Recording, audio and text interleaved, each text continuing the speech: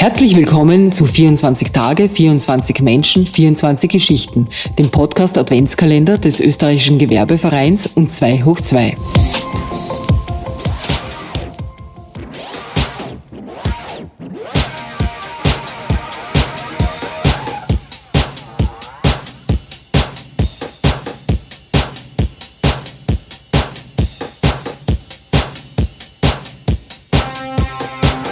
Herzlich willkommen zur 7. Folge von 24 Tage, 24 Menschen, 24 Geschichten. Mein Name ist Sascha Ladurner und wir starten jetzt gemeinsam in diesen Tag. Heute ist Mittwoch, der 7. Dezember und wir begrüßen in der heutigen Folge einen Gast aus dem hohen Norden bei uns, aus Schweden genau genommen und ganz genau genommen aus der Hauptstadt Stockholm. Brit Stakston, unser heutiger Gast, ist nicht nur Mediastrategin und Autorin, sondern war 2015 auch Mitbegründerin der investigativen Journalismus-Plattform Blankspot und gilt darüber hinaus als eine der etabliertesten Digitalexpertinnen Schwedens. Und die von ihr mitbegründete Plattform Blankspot hat eine ganz besondere Initiative in die Welt gesetzt, die zwischenzeitlich auch für weltweites mediales Interesse sorgt. Denn mit ihrem alternativen Sammelalbum zur Fußball-WM mit dem Namen Cards of Qatar sammelt man nicht etwa Fußballstars wie Ronaldo, Messi oder Mbappé, sondern die Geschichten von 70 ausgewählten Arbeitsmigranten, welche im Vorfeld der Fußball-WM auf Baustellen der Stadien den Tod fanden.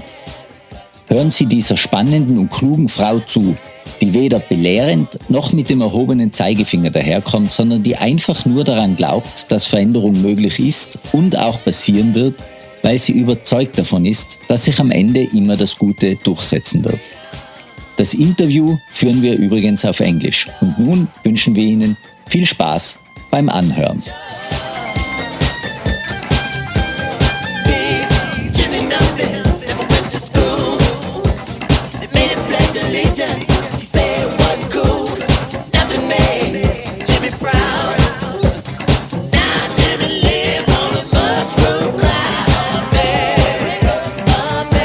A very warm welcome to Brit Stakston. Thank you for taking the time to join us in our podcast show. Oh, thank you for having me. That's just wonderful. And Austria is in a special place in my heart. I'm actually born in Graz. My mother was Austrian, and I've spent many years in Austria. And I will also come the 8th of December to have make some visits to the Weihnachtsmarkt. Very nice to hear. However, we are talking in English because you said your German is good enough to understand everything, but not good enough for an interview like this. No problem. Well, Brit, you are the co-founder of Blankspot, which is an investigative journalism platform in Sweden that you started in 2015 together with your colleague Martin Skibie. I hope I spelled it right. What was your motivation? What has driven you to start this platform? Well, Martin is an investigative journalist that was in prison in Ethiopia for 438 days and convicted to terrorism for 14 years for a reportage that he wanted to make about the Ogaden region. After 438 days in an Ethiopian prison, he came back to a new media landscape. And I was at that time the PR consultant who helped him and his family to arrange the press conference when he and his colleague, Johan Persson, the photographer, came home. And that was actually our first working day. And what a long working day. But somehow we then ended up working closer together when he, a year later, released a book about these 438 days. And I am a media strategist and a communication consultant. And I've also had a big interest in democracy issues and also what digitization can do for democracy movements. That's my speciality.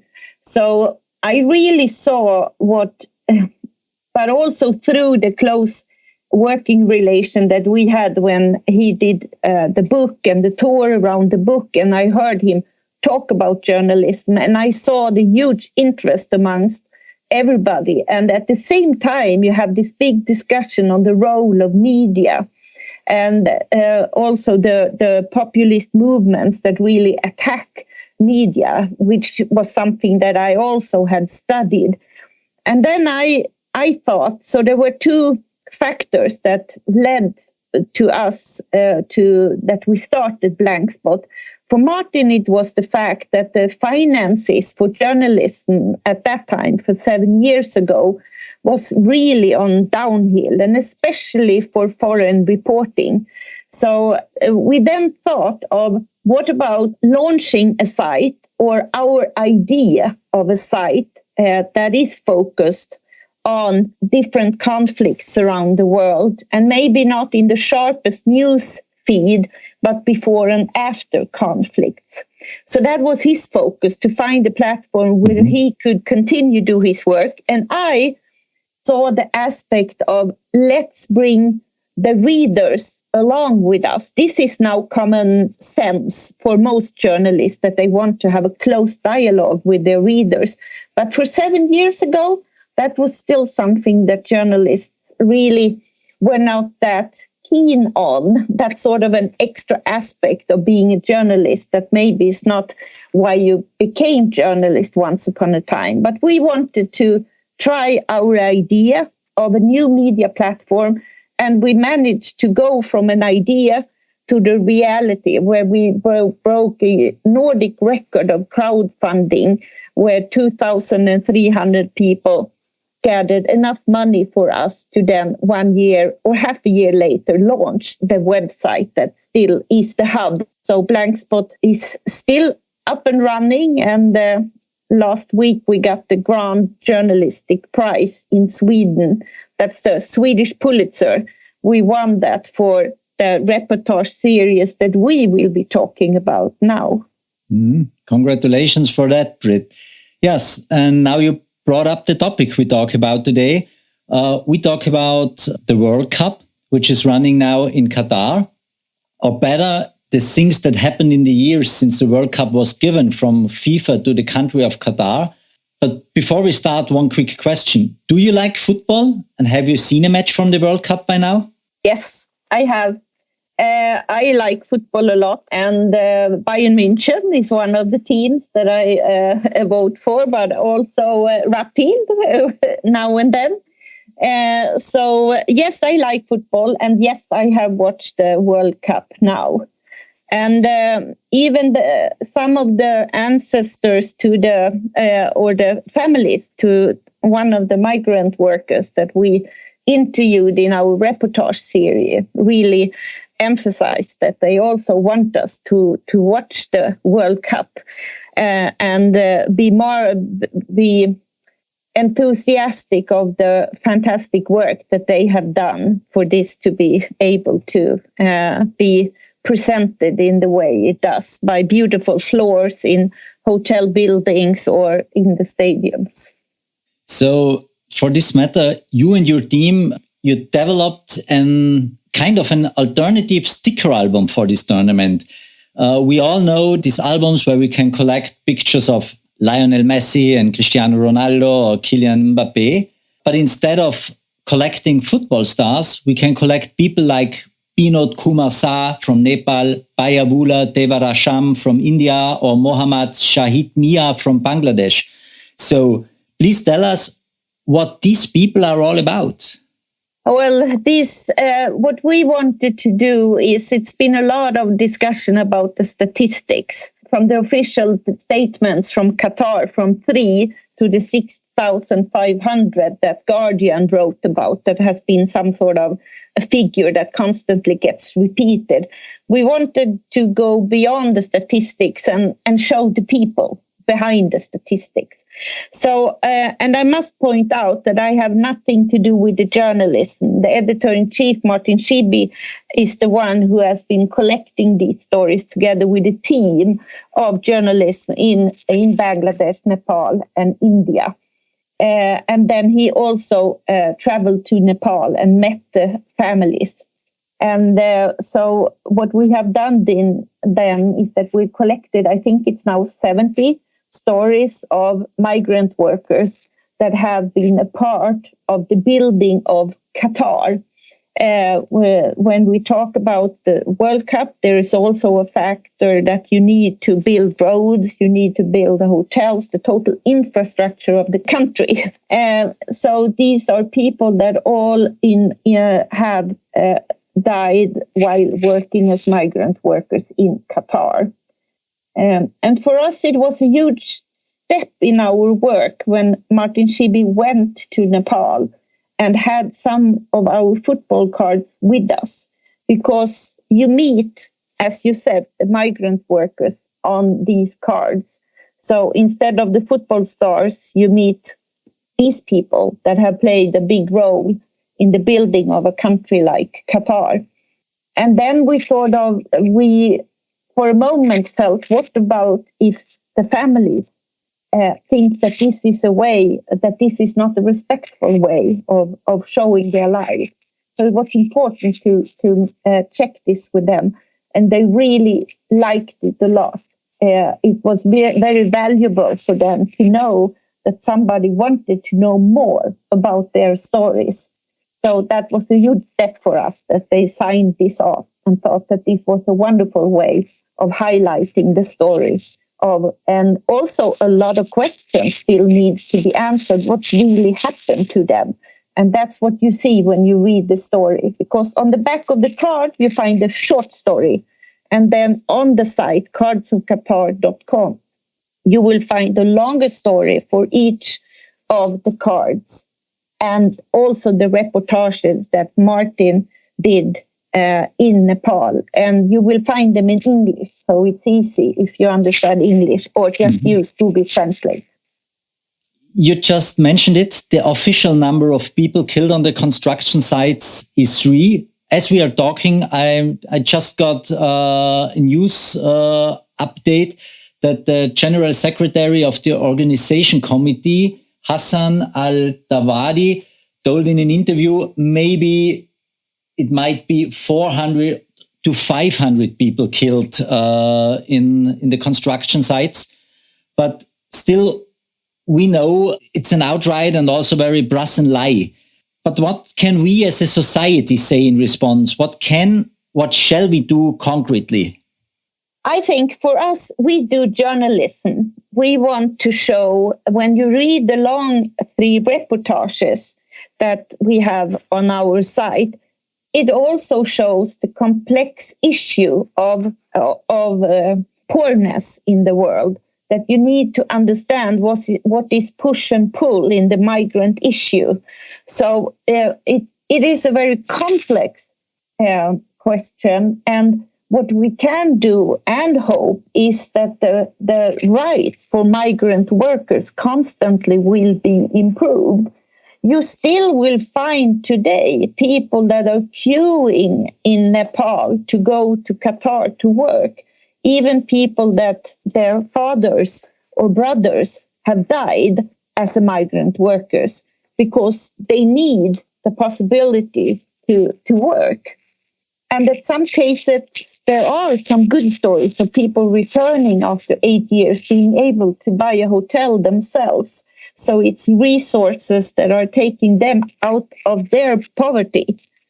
So this is a very complex issue. And that's why we do believe that this catalog of football cards, that instead of these facts of players, show the real workers and not just the statistics, is a very strong way of carrying the message and let their stories be heard. And the wonderful thing with Cards of Qatar is that we do journalism, we don't do activism, but our stories can be used for people that have worked with the rights for migrant workers for a long time, or for people that work with human rights issues in different ways. And this has been so wonderful to see. And these people have come to life by how people are talking about them, just as you did when you asked me about the cards just now. So tell their stories. And maybe as consumer, think of where we travel in the world and how the rights for workers are. a lot of people travel to Dubai without thinking of the situation for migrant workers. So we want to raise an awareness of the situation and also the position that migrant workers have in the world economy. What do you think personally? You think that FIFA will change in the long run and that in the future we will see sporting events like the World Cup or Olympic Games, all that stuff, in countries where human rights are respected and neither migrants nor queer people are persecuted? The next World Cup we know will take place in Mexico, the United States and Canada. But what comes after that? Will things change? Or will we have to adjust the fact that major sporting events will generally only take place in autocracies or even dictatorships because it's easier to do it there?